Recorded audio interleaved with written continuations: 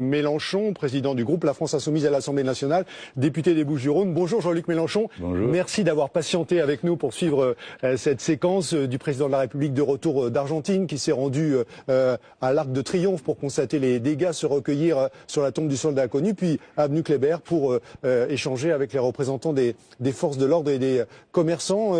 Alors avant de rentrer évidemment dans le fond du sujet pendant cette heure d'émission, qu'est-ce qu'elle vous inspire cette séquence, ces images? C'était utile, nécessaire, bienvenu que le président de la République... On vient déjà de passer une heure à regarder passer des voitures et saluer des policiers, donc disons que ça va, on a compris le message, le président veut donner une impression et...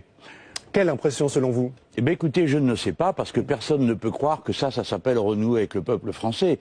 De se déplacer à l'Arc de Triomphe sous une protection pareille, de malheureux policiers qui ont déjà dans les bottes plusieurs journées de mobilisation, ce panel absolument masculin de représentants de forces de l'ordre, alors que, comme vous le savez, dorénavant, il y a une mixité des forces de l'ordre. Que puis-je dire d'autre? Cette indifférence, il y a des gilets jaunes, alors il est peut-être pas très content de ceux qui sont là, ou il a des mauvaises informations sur eux, mais puisqu'il en est à saluer les policiers, il aurait dû aller à leur rencontre. Bah oui, aller à leur rencontre et puis peut-être échanger quelques mots. Je ne dis pas que ces choses-là se négocient sur les Champs-Élysées. Je crois qu'il y a de sa part une volonté de dramatiser, qu'en gros ça correspond à la stratégie qui est la sienne, c'est celle du pourrissement.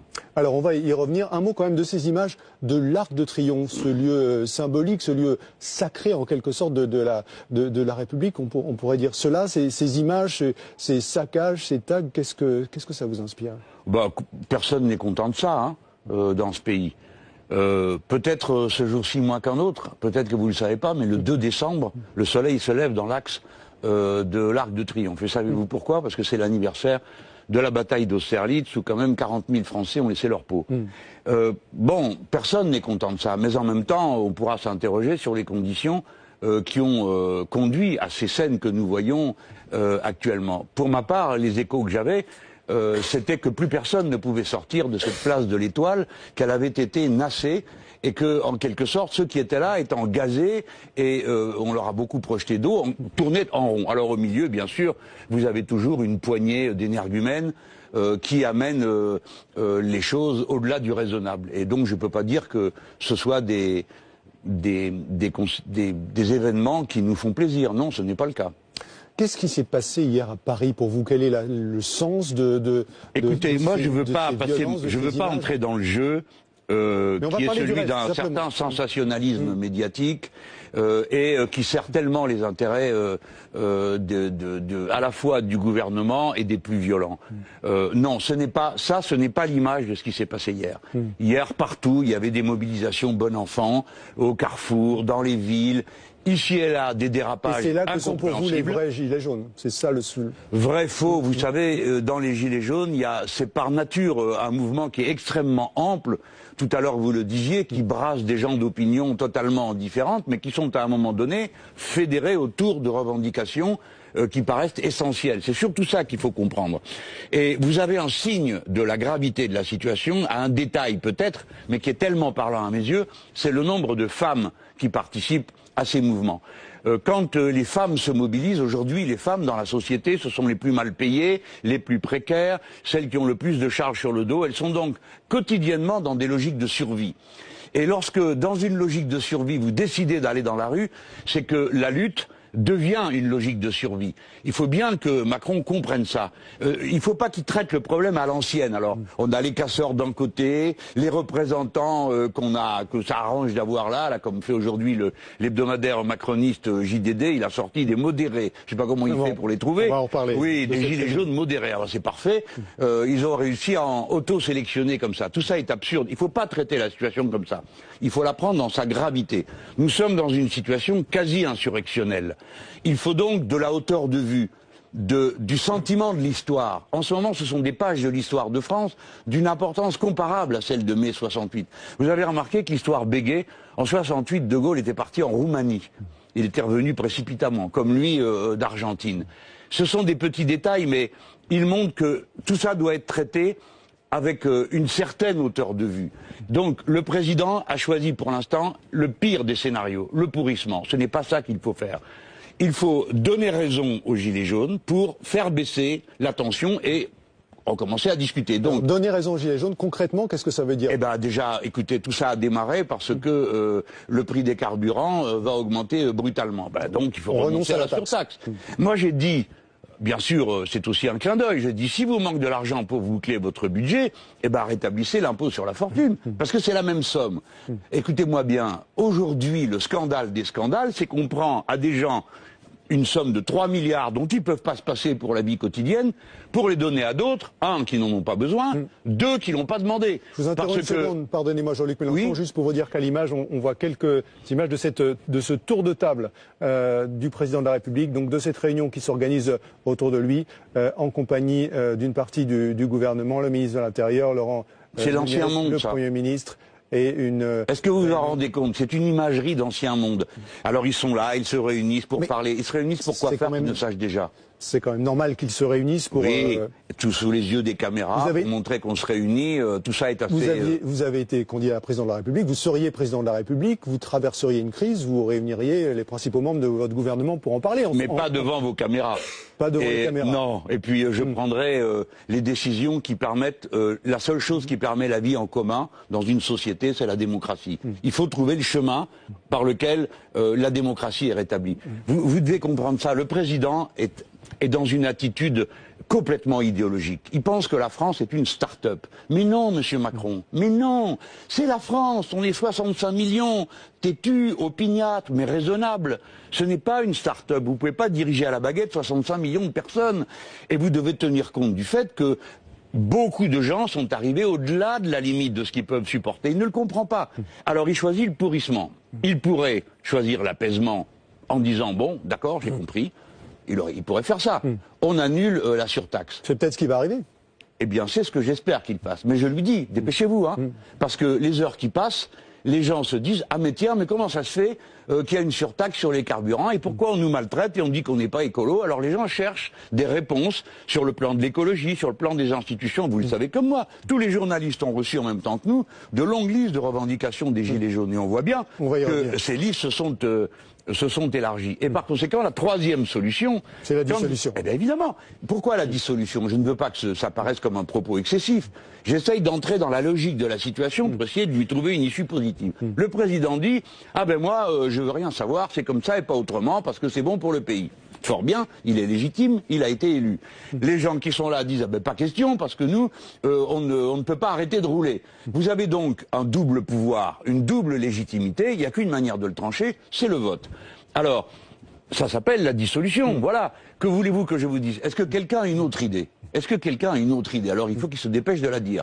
Parce que dans une démocratie, la clé de la vie en commun, c'est ça. On vote, puis après on s'incline devant le résultat du vote. Que voulez-vous faire? Alors, on va parler du sens de ce mouvement. Une dernière question, parce qu'il semble qu'une des décisions qui pourrait être prise, et je mets naturellement ça au conditionnel, à l'occasion de cette réunion autour du président de la République, ce serait le rétablissement de l'état d'urgence pour garantir la sécurité des Français. Ce n'est pas tabou, a dit hier le ministre de l'Intérieur, Christophe Castaner. Est-ce que rétablir l'état d'urgence, compte tenu des circonstances, ce serait une bonne idée? Vraiment, elle n'a pas bonne idée, quoi, par définition. D'abord, parce que l'état d'urgence, il faut que les gens le sachent, a été pour l'essentiel introduit dans la loi ordinaire.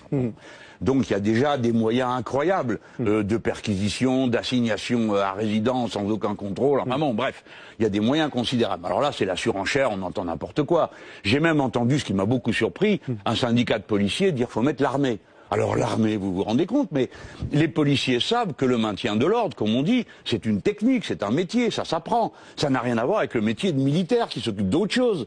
Le peuple français n'est pas l'ennemi des autorités qu'il a lui-même constituées. Donc on ne va pas mettre l'armée dans la rue pour faire quoi?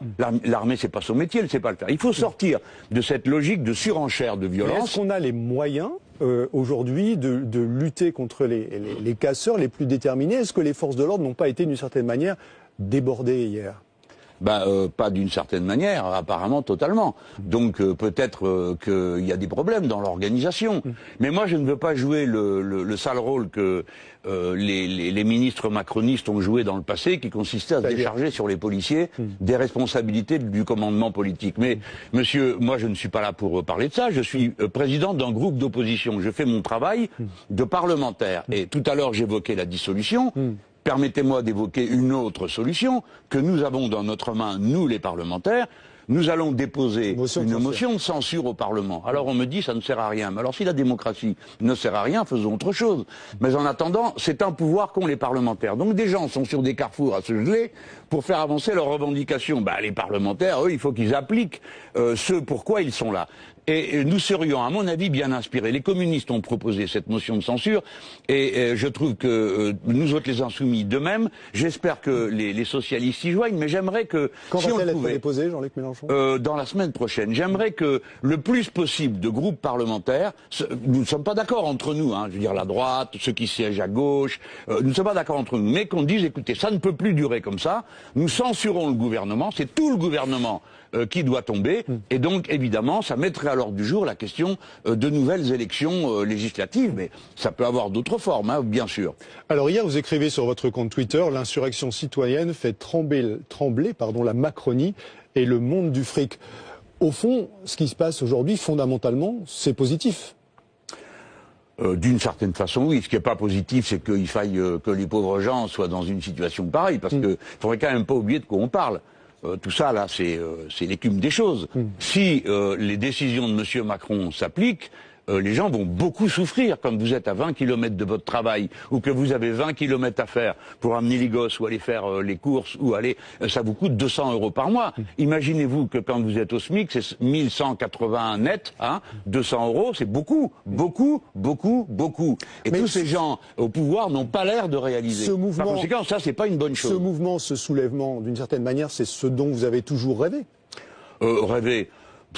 C'est comme si vous me disiez que je rêve des marées. Non, elles ont lieu, voilà. Eh bien là, c'est un mouvement insurrectionnel qui correspond à des choses, en effet, que j'ai décrites et annoncées dans mon livre L'ère du peuple.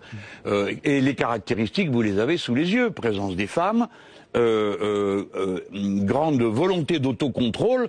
Beaucoup de gens découvrent avec stupeur des regroupements où on contrôle tout et on veut absolument savoir que font les délégués. Vous avez vu que la rencontre avec le Premier ministre n'a pas pu fonctionner parce que le Premier ministre refusait que ça soit filmé. Alors le Premier ministre, lui, date d'une autre époque. Il comprend pas qu'aujourd'hui... Oui, il y a aussi une interrogation sur ceux qui étaient véritablement, et ça reste un sujet d'ailleurs, ils les avaient invités, alors il faudrait savoir. Vous ne pouvez pas inviter des gens puis au dernier moment dire vous représentez personne. Il faudrait savoir. C'est un de vos collègues d'ailleurs, je crois. C'est un journaliste qui était là en gilet jaune, qui était un représentant des gilets jaunes, qui est venu parler, et puis l'État s'est ridiculisé. En tout cas. Non mais bien sûr, mais je veux dire l'État s'est ridiculisé. Mais pourquoi Monsieur Édouard Philippe n'est pas en soi un homme enclin au ridicule, c'est qu'il ne comprend pas la situation. Pardon de vous redire que si vous ne comprenez pas le caractère populaire ample de ce mouvement, vous ne comprenez rien. C'est la raison pour laquelle je me sens aussi à l'aise devant ce mouvement, parce que l'essentiel de ces revendications, c'est celle que nous-mêmes nous avons présentée à l'Assemblée nationale, qui était dans le programme L'Avenir en commun,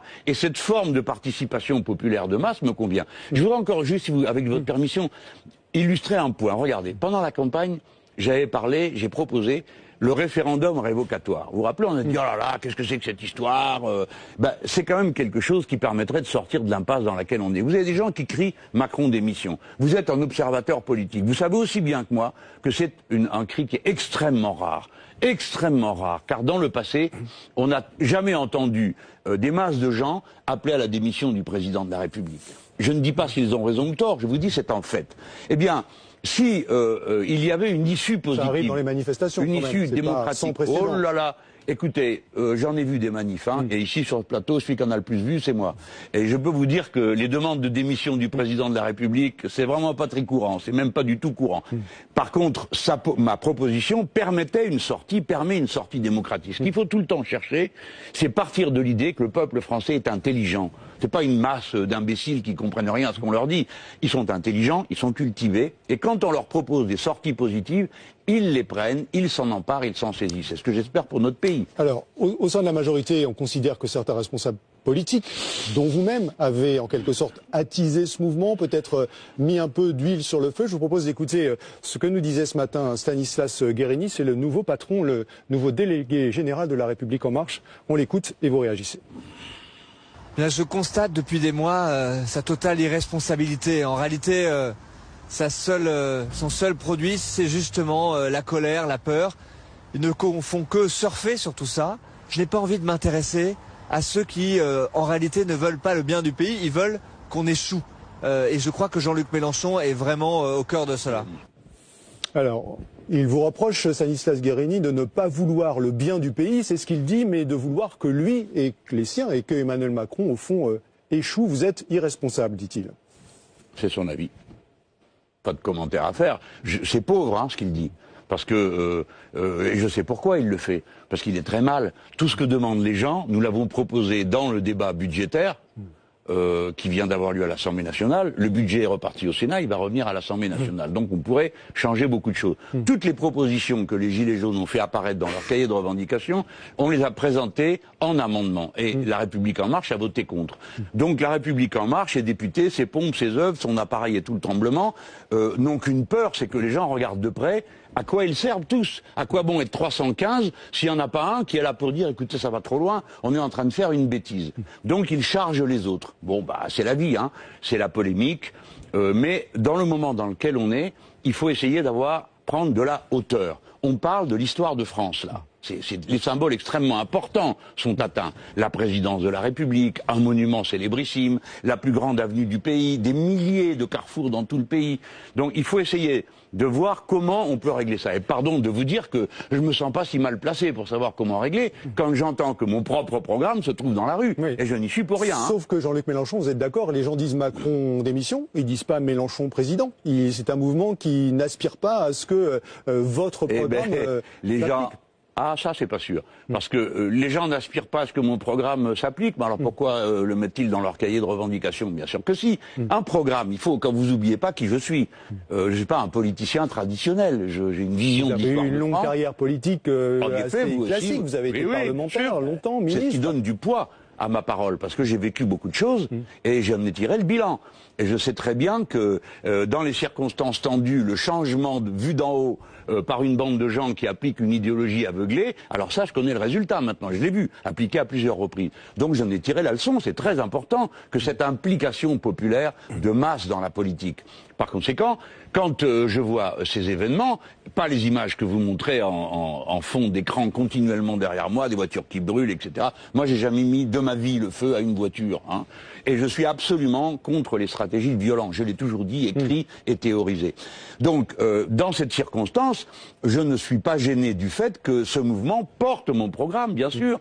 Mais ce programme, je l'ai pas sorti de ma tête. On l'a pas écrit à 10 sur un coin de table avec des têtes d'œuvre gouvernementales ou des technocrates. C'était déjà ce que la société avait produit. Les associations, les syndicats. Et on a fait un programme avec ça. Et vous voyez qu'il colle à la réalité. Donc je suis pas vraiment surpris que les gens maintenant le réclament. Sur la suite, Jean-Luc Mélenchon, comment est-ce que les choses, selon vous, doivent-elles s'organiser? Peut-être une question d'abord sur les Gilets jaunes eux-mêmes. On voit bien qu'une des difficultés de ce mouvement, qui est un mouvement spontané, divers, délocalisé, c'est aussi de pas forcément être toujours bien organisé pour pouvoir se représenter lui-même. Est-ce que vous l'invitez, ce mouvement? Est-ce que c'est utile à ce qu'il s'organise, qu'il se structure un petit peu, qu'il procède à l'élection de représentants? Est-ce qu'il lui faut un chef ou pas? Moi, je ne me mêlerai pas de dire faites ceci ou faites cela, ça irait contre l'idée que je me fais du mouvement. Non, mais le sens de ma question, c'était pour qu'on avance et pour que le dialogue puisse s'instaurer. Est-ce que ça peut être utile que les Gilets jaunes s'organisent et désignent des représentants?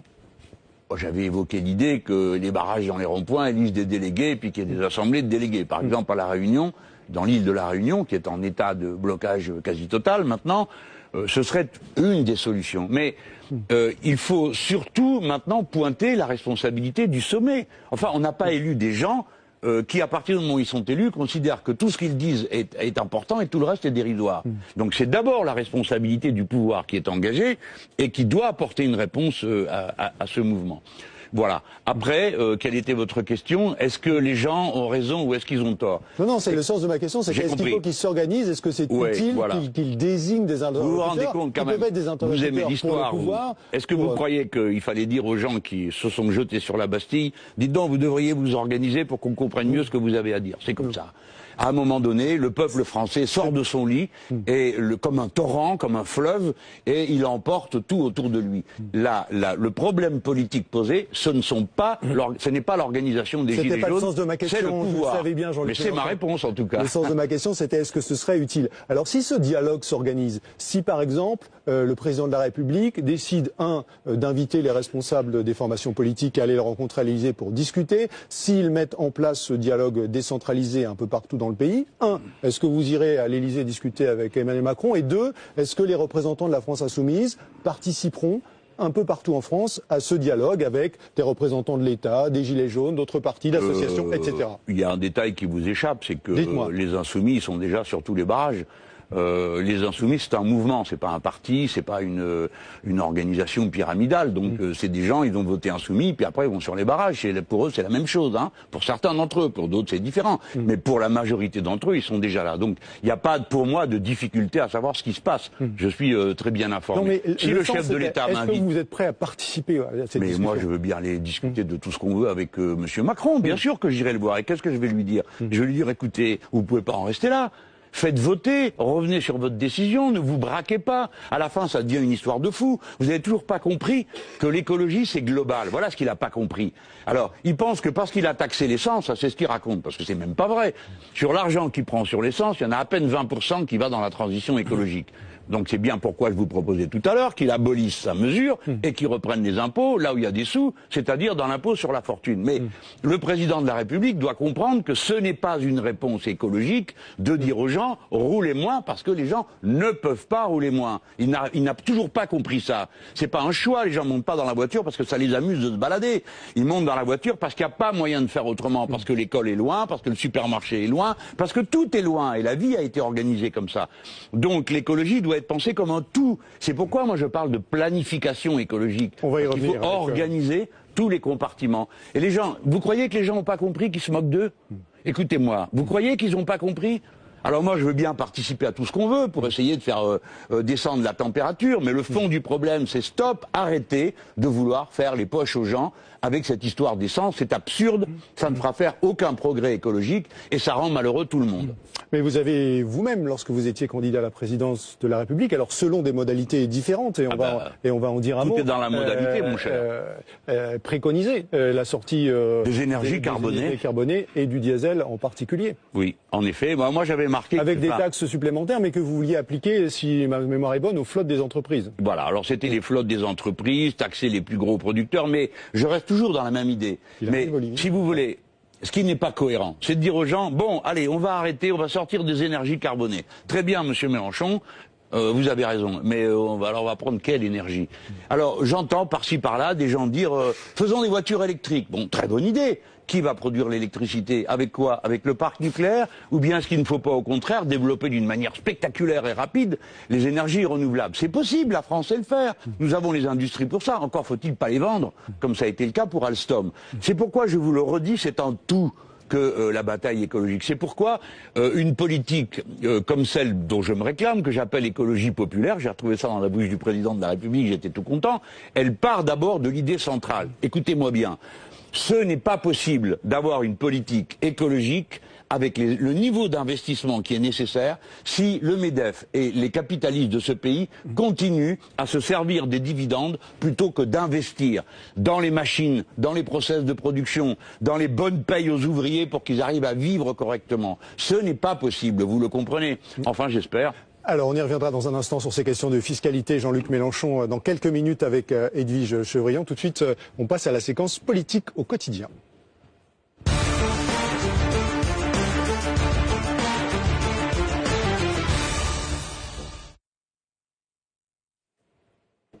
Et à mes côtés, pour poursuivre la conversation, Olivier Beaumont, grand reporter au service politique du Parisien.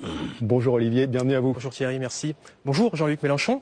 Pour revenir à ce que vous disiez précédemment, vous faisiez référence au référendum. On sait que c'est une proposition que Laurent Wauquiez aussi défend. Il essaie d'avancer un petit peu sur ce sujet-là. Les juristes des Républicains sont en train de travailler là-dessus. Si demain il y avait une question qui était déposée par les Républicains, est-ce que vous la soutiendrez, est-ce que vous l'accompagneriez? Alors, ça va être rapide comme réponse. Nous ne nous occupons plus à l'Assemblée nationale des étiquettes quand nous votons. Nous regardons ce qu'il y a dans les textes. Si quelqu'un propose quelque chose qui correspond à ce qu'il y a dans notre programme, nous ne disons pas « Ah, c'est un tel qui l'a proposé, donc à cause de lui, on n'en veut pas ». Et c'est la raison pour laquelle il nous est arrivé à de nombreuses reprises de voter des amendements des autres, d'avoir d'autres d'ailleurs qui du coup votent pour nous, certains de nos amendements, et nous avons même déposé des recours devant le Conseil constitutionnel ou présenté des amendements en commun, par exemple sur ce qu'on appelle le verrou de Bercy, c'est-à-dire l'autorité pour Bercy de bloquer une enquête financière. Eh bien, nous avons présenté des amendements en commun, même avec le MoDem, c'est pour dire. Donc, ce n'est pas l'émetteur, c'est l'émission qui compte. La question, elle pourrait être laquelle? Je ne sais pas, demandez-le aux Républicains. C'est vous qui me dites si. Elle peut porter sur le... Prenons un exemple. Nous allons avoir la semaine prochaine une motion de censure qui va être déposée par les communistes, les insoumis, sans doute les socialistes. Eh bien, par exemple, les Républicains pourraient la voter. La dernière fois, ils l'ont pas votée. On ne sait pas pourquoi, hein, parce qu'eux-mêmes avaient une motion de censure. Alors, qu'est-ce que ça pouvait être comme problème que de voter la nôtre? D'ailleurs, nous avons voté la motion de censure, non seulement celle que nous avions déposée, mais aussi celle des Républicains, ce qui est l'illustration de ce que je viens de vous dire. C'est le contenu qui compte pour nous. Donc là, dans le moment, le plus important, c'est d'arriver à voter la motion de censure. Et je veux dire aux gens de la République En Marche, depuis ce plateau, vous nous avez assez, comment dire, tympanisé avec le renouveau, la démocratie partout, la nécessité de changer le vieux monde. Ben, c'est le moment ou jamais. Si vous votez la censure, on peut retourner aux urnes. Si vous n'avez pas peur des urnes, alors faites-le. Chaque député de la République En Marche a la possibilité de dire quelque chose qui ne revient pas à se désavouer, mais qui consiste à dire, bon d'accord, on retourne devant le peuple et c'est le peuple qui décide. On a vu ces images de violence défiler sur nos écrans. Au-delà de ces images qu'on a vues sur la journée d'hier, plus globalement, ça fait déjà un mois que Christophe Castaner est aux commandes du ministère de l'Intérieur. Comment trouvez-vous qu'il gère cette crise? Est-ce que la maison Beauvau est-elle bien tenue? Ce n'est pas M. Castaner qui compte dans cette affaire. Bon, l'essentiel d'ailleurs du ministère de l'Intérieur est structuré par la haute fonction publique policière. Que le gouvernement a beaucoup traumatisé en lui rejetant toutes les responsabilités de l'affaire Benalla sur le dos. Ils ont cherché à politiser très vite, en fait. Dès la journée du 17 novembre, ils s'en prenaient notamment au groupuscule d'extrême droite qui aurait été alimenté par Marine Le Pen. Oui, oui. Ils ont essayé de mettre très vite... Je ne m'attarde pas trop sur Monsieur Castaner parce qu'il est très politicien. Tout le monde a compris que c'était ridicule. La semaine dernière, il s'en prenait à l'extrême droite. Cette semaine, il s'en prend tantôt à l'extrême gauche, tantôt à moi. C'est pas sérieux. Dans une situation comme celle-là, il fait un mauvais service après-vente de l'intervention des forces de l'ordre, mais c'est pas lui l'homme qui compte. Celui qui compte, c'est le président de la République. Qu'est-ce qu'il choisit? L'affrontement ou la démocratie? Justement, Jean-Luc Mélenchon, il y a cette réunion qui est en cours. Selon vous, à sa place, puisque c'est une place à laquelle vous avez aspiré. Que doit dire Emmanuel Macron, là, aujourd'hui, aux Français, au moins dans un premier temps, pour calmer les choses et faire redescendre la température? Il doit leur dire la surtaxe sur les carburants est annulée. Par conséquent, si elle est annulée, on peut discuter de la manière d'organiser... Même pas un moratoire alors? Pas de moratoire, on annule? Eh bien oui, qu'est-ce que vous voulez faire d'autre? Ses prédécesseurs ont fait comme ça. Ses prédécesseurs, M. Chirac ou d'autres, chaque fois qu'ils ont été dans une impasse, ils ont un sentiment démocratique, ils disent ça passe pas, apparemment tout le monde est mobilisé. Vous vous rendez compte de ce que ça représentait pour les gens de passer des heures comme ça sur les barrages en semaine, le week-end?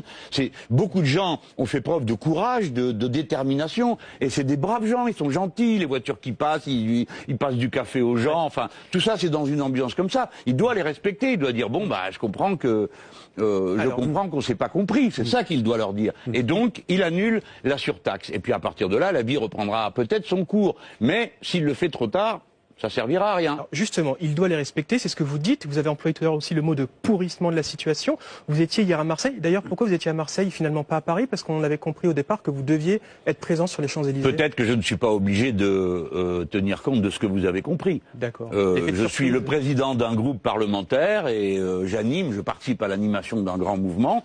On a pensé d'abord que c'était normal d'être là où les choses se passent d'une manière un peu visible, dans la capitale. Et puis on a eu la discussion et on a dit non, c'est une erreur. Il faut qu'on soit partout, tous dans nos circonscriptions, si on peut, ce jour-là. Et donc, pour moi, c'était déjà la consigne s'applique à moi aussi. Donc ça voulait dire être à Marseille. Mais surtout, il y avait à Marseille un événement qui méritait d'être observé de près.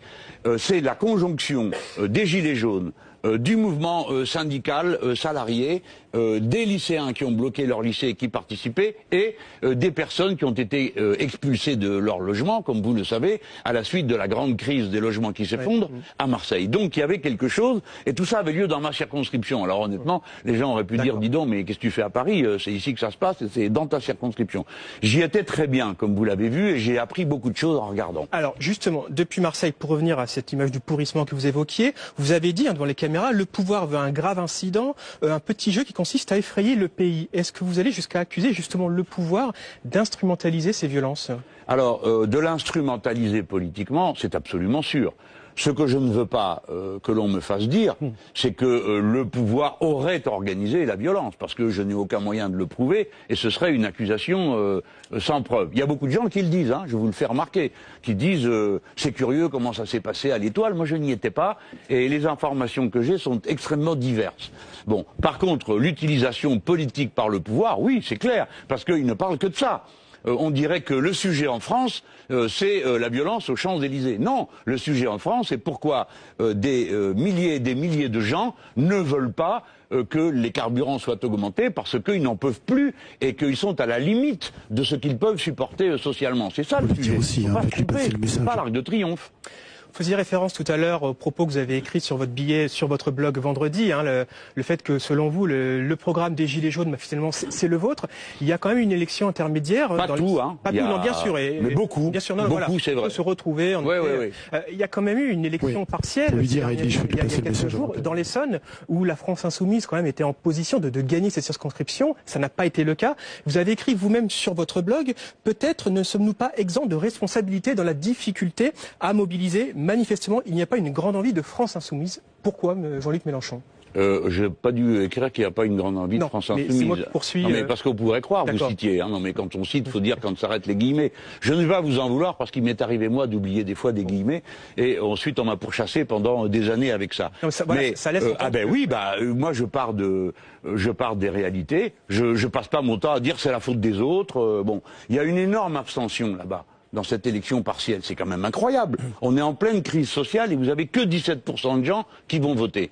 Alors ça prouve que le pays est en état de grève civique. Bon, ça c'est la première chose. Mais après nous-mêmes, on doit aussi se poser des questions. Est-ce qu'on a tout fait ce qui était en notre pouvoir pour motiver les gens à aller voter? Alors j'ai pointé des erreurs qu'on a fait, mais je le dis en toute amitié pour ceux qui les ont fait, qui se sont dévoués dans cette campagne. Il y a quand même une espèce de vieux mythe, en tout cas là-bas dans cette circonscription, on a parlé de gauche rassemblée, c'était le grand titre. Ben, c'est une erreur parce que la gauche rassemblée, c'était précisément le slogan du maire d'Évry qui se présentait sous l'étiquette La République en marche. Pardon pour nos téléspectateurs qui ne connaissent pas les aventures de la vie politique à Évry, mais la gauche rassemblée à Évry, c'est la confusion. Là-bas, il y a des partis d'opposition et des partis de majorité. Il fallait être l'incarnation de l'opposition, mais c'est facile à moi de le dire après coup et de l'extérieur.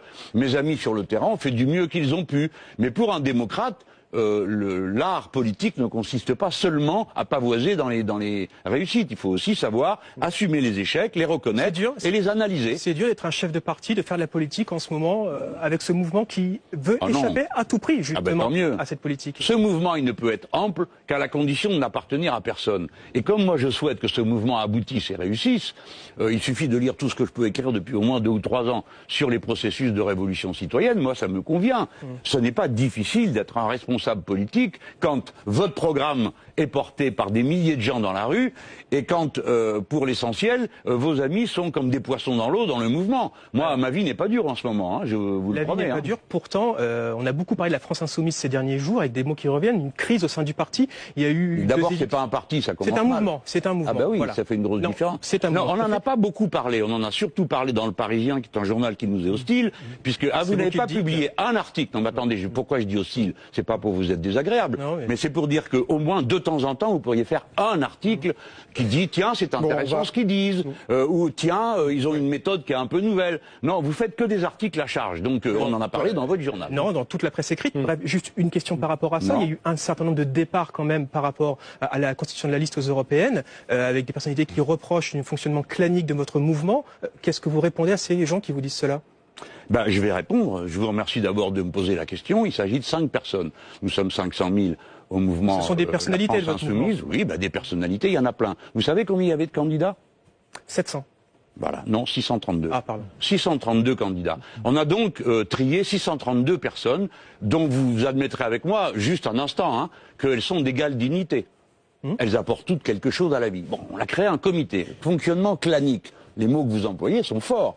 Le clan, en l'occurrence, a consisté à faire un comité électoral de 32 personnes, dont 18 sont tirés au sort. Et je ne me suis jamais mêlé de la liste. Les gens dont vous parlez, les 5 là, ils ont passé leur temps à m'envoyer des messages pour dire tu dois intervenir, ça ne peut pas se passer comme ça. Ils sont 5, ils veulent être dans les 10 premiers. Monsieur, je vois que vous vous intéressez de près à nos affaires, donc dites-moi quelles sont les 5 personnes qui, à votre avis, doivent être retirées de la liste pour qu'on puisse y mettre les 5 précieux dont vous me parlez. Les 2 qui étaient sur la liste n'étaient pas en position éligible. Les 2 qui ont été évincés cette semaine. Oui, peut-être que ceci explique cela. Bon.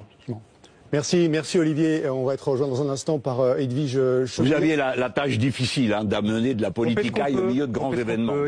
J'ai essayé de vous rendre la chose agréable. Alors on va revenir sur ces grands événements et avec Edwige Chevrillon dans un instant. On va notamment parler écologie et fiscalité. Jean-Luc Mélenchon, le temps qu'Edwige nous rejoigne, un commentaire quand même sur une image. On parlait tout à l'heure de cette image de l'Arc de Triomphe et on a vu aussi, et c'était important de le rappeler, de le préciser, ces gilets jaunes qui étaient autour de la tombe du soldat inconnu et qui en quelque sorte l'ont protégée pour qu'elle ne soit pas dégradée. À ce moment-là, vous pensez quoi? D'abord que j'aimerais bien que vous montriez aussi des images plus sympas. Ça, c'est bien déjà de montrer des gilets jaunes en train d'essayer de faire une protection autour de la flamme. Je vous l'ai déjà dit tout à l'heure. Personne ne peut être content que les choses tournent mal dans un lieu qui est un peu symbolique de la France elle-même. Bon.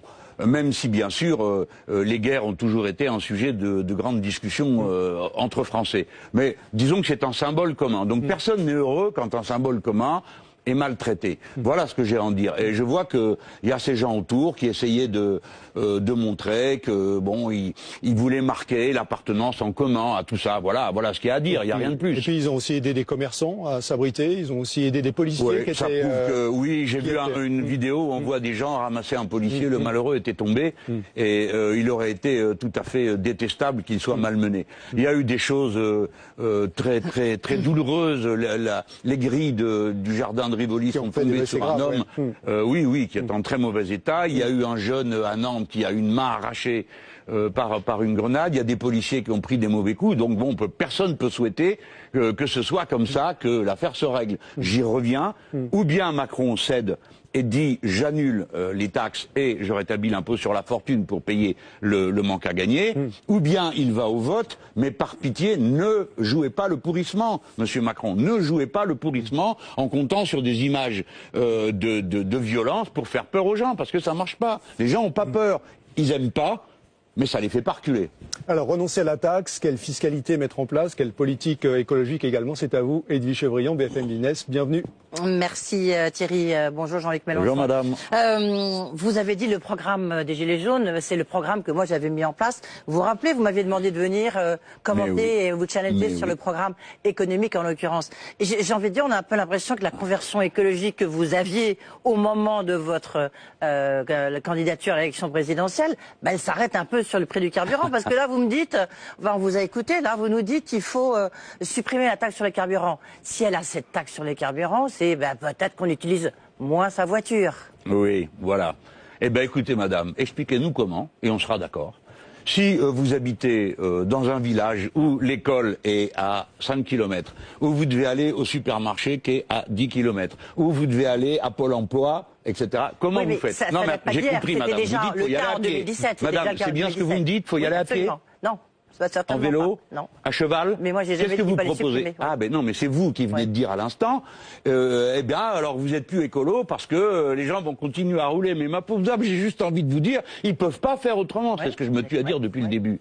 Si l'écologie doit consister à exiger de gens des choses qu'ils ne peuvent pas faire, on a perdu d'avance. Et puis c'est pas sérieux. C'est pas par ce bout-là qu'on prend le problème de la sortie des énergies carbonées. Oui, mais vous aussi, vous étiez pour la sortie du diesel. Je m'en souviens très bien.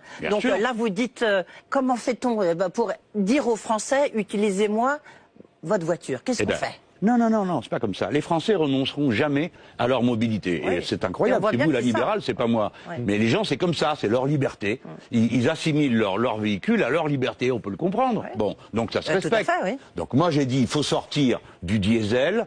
Puisque vous êtes sur le diesel, les énergies carbonées, c'est beaucoup va y plus venir, ample. parce que, oui, bien bon, sûr. il faut sortir du diesel. Ben, on commence d'abord par surtaxer les flottes des grandes sociétés qui sont au diesel, parce qu'eux, ils ont les moyens de changer la voiture tout de suite. On doit ensuite taxer les grandes compagnies pétrolières qui font des profits incroyables, parce que eux, ils peuvent mettre la main à la poche pour payer la transition écologique. Pourquoi vous allez prendre 3 milliards à des gens qui peuvent pas s'en passer pour les donner à d'autres qui peuvent s'en passer? Mais Vous à ne ce pouvez pas moment- enlever ça, madame. Oui, bien sûr. Mais Vous comment êtes fait-on? économiste. On va revenir sur l'ISF. Je suis journaliste. mais Comment on va Non mais vous êtes journaliste et Oui. économiste, Comment va-t-on c'est faire votre domaine de compétence. Bien sûr. Donc Comment vous savez comme moi Ça y est. que les 3 milliards qui ont été pris à ces gens servent à mettre d'équilibre un budget dans lequel on a retiré 3 milliards pour donner 1 million par tête de PIB aux 100 personnes les plus riches du pays. Tout ça est absurde. Oui, alors, moi Bon, je vous sais dites pas. oui, c'est déjà ça. Je voudrais essayer de comprendre cette augmentation de taxes sur les carburants. Donc vous dites, il faut plus de taxes sur les carburants. Jusqu'où vous allez, vous voyez, dans votre J'ai pas raisonnement? dit ça, moi. Il y a des taxes sur les carburants, il y en a, mais on est dans un moment où Mais on s'arrête une où? augmentation de ce type Ouais. revient à prendre pour quelqu'un qui a 20 km à faire par jour 200 €. Bah, mettez-vous le SMIC, 1184 moins 200, ce que ça donne. Bon, eh ben, ça vous amène à quoi? Les gens. Ça vous amène en dessous du seuil de pauvreté tel qu'il est reconnu par les organismes internationaux pour la France. On C'est pas s'arrête sérieux. avec le niveau de Madame, c'est même taxation. plus de l'idéologie ce que je suis en train de vous dire, c'est juste du C'est bon sens. Oui. Est-ce que ça veut dire que la taxation sur les carburants, on s'arrête aujourd'hui? Parce que c'est déjà, je veux dire, on a le prix de l'essence le plus cher d'Europe en France. Parce que les C'est taxes pas la sont bonne très lourdes. méthode. Où Pas est-ce le qu'on plus cher, s'arrête? mais un des plus chers. Un des plus chers. Oui. En Union Bon, européenne. ben on remplace les véhicules. Je vais quand Mais même vous après, dire la conversion. Vous allez Mais voir, oui, la j'essaie d'avoir conversion. votre- Mais il y a quelque chose qui colle pas dans. Moi, qui colle pas dans ce que dit M. Macron et tous les gens qui l'entourent. Ils ne comprennent pas. Ils disent on va vous aider à changer de chaudière. Ouais. On va vous aider à. Mais ils comprennent pas que les gens peuvent rien changer du tout parce qu'ils sont pris là. Et que la somme qu'ils leur proposent éventuellement de leur donner, elle vient en complément d'une autre somme que les gens devraient amener et qu'ils n'ont pas. Donc les gens ne comprennent rien à ce qu'il dit et ça les rend enragés de dire il ne comprend rien à ce qu'on vit. Les gens sont dans une... Pardon ? Ça veut dire qu'il faut changer de Complètement de braquet et de... Il faut de meilleurs salaires, il faut de meilleurs minima sociaux, voilà les choses simples avec lesquelles les gens ordinaires font leur petit va bonheur. revenir Mais ce évidemment n'est pas sur le augmenter SMIC. la prime à la conversion, ce n'est pas augmenter les primes pour les chaudières, c'est le revenu global. Et s'il y a des sous pour faire tout ça, convertissons, mais c'est pas ça le précisément. sujet. Non, mais- Si vous voulez sortir des En ce moment, il y a la voitures... COP24 qui vient de s'ouvrir. Vous savez, la conférence sur le climat qui s'était passée en France avec l'accord de Paris. On voit bien qu'il y a une urgence climatique. Est-ce que ça veut dire que vous abandonnez, vu l'état de la France, vous abandonnez Le toute contraire. conversion écologique? Le contraire, mais avec une toute autre méthode. Non, mais Ouais. c'est le contraire. Moi, je propose de prendre l'affaire à bras-le-corps et de dire maintenant, on organise la transition écologique. Donc, article 1, comment on fait la transition énergétique? Il nous faut mettre des milliers d'éoliennes en mer, des milliers d'hydroliennes sur les fleuves de France. Avant, ça s'appelait des moulins. Pour ça, il faut Mais des en sommes attendant, considérables vous êtes pour les d'accord investir. en Attendez, attendant, madame, ça va laissez-moi augmenter terminer. le prix de Cela l'électricité. fera travailler Donc, on se des retrouve avec la millions même de équation. gens qui iront au travail, qui auront des salaires, qui vont donc, à partir de là, relancer l'activité générale. Après, nous devons modifier tous les compartiments de la C'est ce que vient production, les d'annoncer déchets, Emmanuel Macron la dans sa manière PPE. d'emballer. Pardon? C'est ce que vient d'annoncer Emmanuel Macron. C'est quand même un investissement considérable sur les énergies renouvelables. Ah bon? Et en attendant, Mais vous le prix de plaisantez, l'électricité, il va augmenter. Bah non. Non, vous c'était mardi sur le plaisantez. grand C'est pas, discours. il met pas une somme considérable sur la transition écologique. Il met rien du tout. Dans tous les ministères qui ont à voir avec l'écologie, tout baisse. Le nombre de personnes et les moyens de récupérer de l'argent, il les fait baisser. Écoutez, c'est quand même les gouvernements qui sont succédés, lui en par particulier, rapport- qui diminuent le nombre Jean-Luc de Mélenchon. contrôleurs du fisc au moment où on a Toute dernière 100 question. milliards de Ouais, fraude toute fiscale. dernière question, parce qu'après, effectivement, il y a les SMIC, il y a l'ISF, qu'est-ce qu'on en fait, etc. Bah oui. Moi, ce que j'aimerais savoir, c'est Non, quelles sont qu'est-ce les qu'ils en mesures. font Qu'est-ce qu'ils en font? Ça, c'est sûr. Eh bien, on pourrait leur poser la Et puis question. surtout, On faut-il vous a le donné 3 rétablir. milliards, qu'est-ce que vous en avez fait? Voilà. Rien. Ils se C'est sont juste les servis. mesures concrètes par rapport à la voiture, l'utilisation de la voiture, changement de voiture. Qu'est-ce que vous préconisez? J'ai pas compris. Le cheval, le bourricot, Ben, je sais la pas. bicyclette Non, ou aller mais à pied. Enfin, ouais. écoutez, soyons sérieux. Qu'est-ce que je préconise? Je préconise qu'on roule dans d'autres conditions, ça prend du temps. N'allez pas raconter aux gens que c'est parce que vous les taxez qu'ils vont rouler moins, ce n'est pas vrai. On peut mettre d'autres véhicules, on peut les alimenter différemment, on peut faire des véhicules à hydrogène, c'est une ressource naturelle, facile à fabriquer. On peut faire des véhicules électriques à la condition d'avoir fait la transition énergétique, parce que pour 1 million de voitures électriques, c'est une centrale nucléaire. C'est ça que vous voulez? Donc, il faut aller une plus centrale lentement. nucléaire de plus? Bien sûr que non. Donc il faut Puisqu'on en est à les fermer. Donc il faut plus de temps. Il faut du temps, mais il lentement. faut surtout une vision globale et tout prendre en même temps. Nous autres, les Français, nous sommes capables de changer des choses en un temps record. Nous sommes une nation technicienne. Rappelez-vous qu'on a installé le nucléaire en 10 ans. Donc c'est bien le diable si en 5 ans, on n'arrive pas à réduire toutes ces productions anti-écologiques. Ce n'est pas si compliqué que ça à faire. La géothermie, c'est compliqué à faire. Non, ça Ben marche, oui, ça c'est commence à compliqué. marcher. Vous savez pourquoi? Parce qu'il faut des aciers fins. Vous savez où sont les aciers fins? Eh ben, ils sont plus produits dans la vallée de la Fench. Tout se tient. Bon sang, c'est moi qui ai raison depuis 10 ans. Et voilà le résultat où ça mène des petits trucs ponctuels, où on refuse de voir les choses dans leur globalité. Tout ce que vous dites, la seule chose, c'est qu'effectivement, on se rend compte que ça sera plus long que, en tout cas, l'accélération que souhaitait le gouvernement. Il a visiblement été un peu trop vite. Il y a intérêt à se dépêcher, parce que le climat, lui, il n'attend pas. Jean-Luc Mélenchon, l'ISF, vous dites qu'il faut le rétablir, l'ISF. Est-ce que vous pensez que c'est vraiment la solution à cette crise? C'est pas forcément demandé, du reste, dans le programme des Gilets jaunes. Si, il y en a. Des modérés, il y en a. Oui, voilà. Oui. Et pas celle qu'on a, dont on parle. Moi, j'ai pris l'ISF, madame, parce que je suis un militant, j'essaye de montrer que c'est possible. Non, mais j'essaye de montrer que c'est possible. On nous dit, il va manquer 3 milliards dans le budget de l'État. Je dis, vous les trouvez là, ils y étaient. On n'est plus à ça près, oui, on n'est plus à ça près. Comment on n'est plus à ça près? Bien sûr que si, on essaye quand même de faire des choses qui tiennent debout. Mettez-vous à la place d'un très riche et difficile pour vous. Est-ce que c'est pas de l'idéologie sur l'ISF? Parce que si les Gilets jaunes ne demandent pas forcément tous, alors c'était des Gilets jaunes modérés, nous sommes bien d'accord, tous ne demandent pas... Vous avez trouvé des nuances, des Gilets jaunes modérés, des excessifs... C'était la tribune dans le journal du dimanche. Non, donc vous voulez dire les Gilets jaunes compatibles avec le JDD, c'est pas pareil. Et donc on n'est pas là pour faire le procès du journal du dimanche. Non, mais c'est vous qui moi je fais pas le procès, je constate qu'un journal a découvert des Gilets jaunes modérés, je les félicite, ils les ont élus, je suppose, d'une manière clanique. La principale revendication, c'est l'augmentation du pouvoir d'achat, c'est la suppression de la taxe carbone, vous avez raison. Là-dessus, on est là, ce sont des revendications des Gilets jaunes. Plus que le rétablissement de l'ISF. Mais il ne faut pas que ça vous rende malheureuse, moi j'en sais rien. Je propose de rétablir l'ISF parce qu'ils ont les moyens. On leur donne 1 million. Les 100 personnes les plus riches du pays ont pris 1 million. Est-ce qu'elles les ont demandées, madame? Pardon, je voudrais vous poser la question. Est-ce que vous vous souvenez de Carrefour bloqué par des millionnaires en train de dire « ça suffit, nous attendons avec impatience de pouvoir investir, donc s'il vous plaît, rendez-nous l'ISF ». Et d'ailleurs, pardon, les gens qui ont pris cet argent, ces 3 milliards, n'en ont pas mis un copec dans la production réelle. Il y a un député, vous le savez comme moi, ça. Il y a un député Bruno Bonnel, qui est élu chef d'entreprise. Comme c'est M. Bruno Bonnel, c'est intéressant, mais comme c'est Mélenchon, non. Non, pas du tout. Il dit qu'il faut regarder si effectivement la théorie du ruissellement a produit ses effets. Mais madame, vous le savez, vous connaissez la réponse parce que vous passez votre vie à étudier ça. Vous savez très bien que c'est pas vrai, que ça n'a pas ruisselé. Que ces gens, au lieu de le mettre dans la production réelle, l'ont mis, c'est normal, ils essayent de valoriser leur capital. Ils l'ont mis dans la sphère financière. Ça a été bon pour l'image de la France, ça a été bon pour l'image de la France sur les investisseurs internationaux. Comme il nous reste peu de temps. L'image de la France auprès de qui et pourquoi faire? Auprès pour qu'ils viennent investir en France, ça a été très bon pour l'image de la France. L'ISF supprimé? Oui. Alors, pardon de vous dire que je n'en crois pas un mot. Les gens raisonnables, non mais écoutez-moi, les gens raisonnables qui sont des propriétaires d'entreprises, qu'est-ce qui les intéresse? C'est pas l'ISF, c'est est-ce qu'il y a un marché? Est-ce que le carnet de commandes va être plein? Est-ce qu'il y a les ouvriers qui sont capables de faire le boulot? Est-ce qu'il y a la distribution? Tout ça, il y a dans la France. Si vous voulez pas investir en France, allez investir là où il n'y a rien, où il n'y a pas de route, où il n'y a pas de gens qui sont éduqués, où il n'y a pas de sécurité sociale et où les malades meurent au travail. Ce n'est pas vrai. La masse de l'investissement étranger vient en France pour les raisons de la compétitivité globale de la France. Ses routes, son électricité garantie, pour l'instant, parce qu'avec la vente des barrages électriques, vous allez bientôt vous marrer. Vous allez voir comment tout ça va aussi tourner à la catastrophe. Merci Edwige, merci beaucoup Jean-Luc Mélenchon d'avoir été aujourd'hui l'invité de BFM Politique. Merci d'avoir patienté pour cet horaire inhabituel. Oui, mais j'ai vu de jolies voitures pendant une heure, et le président qui dit bonjour aux uns, aux autres. On n'a pas vu. Vous avez vu qu'il n'y avait pas un seul policier femme? Si vous l'avez vu.